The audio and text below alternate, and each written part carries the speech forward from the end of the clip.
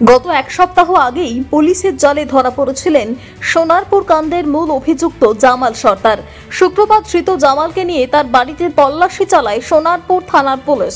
এদিন সাত সকালে জামালের বাড়িতে চলে তল্লাশি। বাড়ির যে জায়গায় সালিশি সভা বসত সেখানে মাটির তলায় একটি চেম্বার টাইপের দেখে সন্দেহ জাগে পুলিশের। শুরু হয় ভাঙাভাঙির কাজ। অভিযানের সময় সাক্ষী হিসেবে এলাকার কয়েকজনকে ডাকা হয়েছিল। তাদের দাবি বাড়ির জলের ট্যাঙ্কি ভাঙাভাঙির কাজ করা হয়। আধার কার্ড ডিবিআর আর বাদ বাকিগুলো স্যার জানে। আর তল্লাশি অভিযানে কোনো আন্ডারগ্রাউন্ডের কিছু হদিশ পাওয়া গেছিল? না না না না, ওই খালি ওই জলের ট্যাঙ্কিটা ছিল, ভাঙা হয়েছে। আপনার নাম? আমার নাম খোকন হিসেবে ডেকেছিল। হ্যাঁ, কি পুলিশ কি করলো ওখানে? ওই যেটুকুনি ছিল ওই জিনিসপত্র তাই নিয়ে আছে।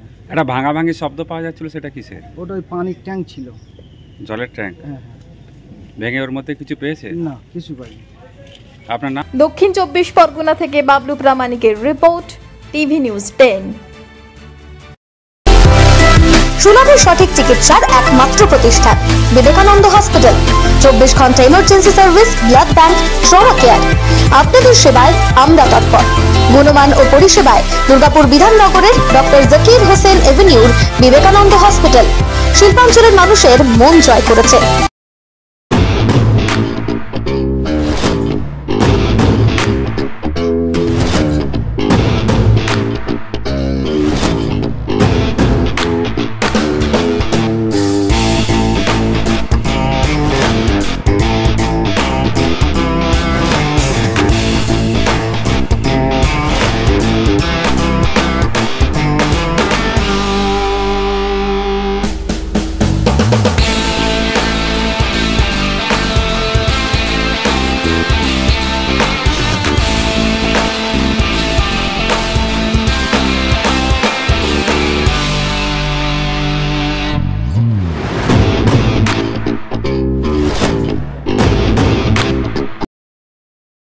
সবার আগে খবরের আপডেট পাওয়ার জন্য সাবস্ক্রাইব করুন আমাদের ইউটিউব চ্যানেল এবং ক্লিক করুন বেল নোটিফিকেশন আইকনে।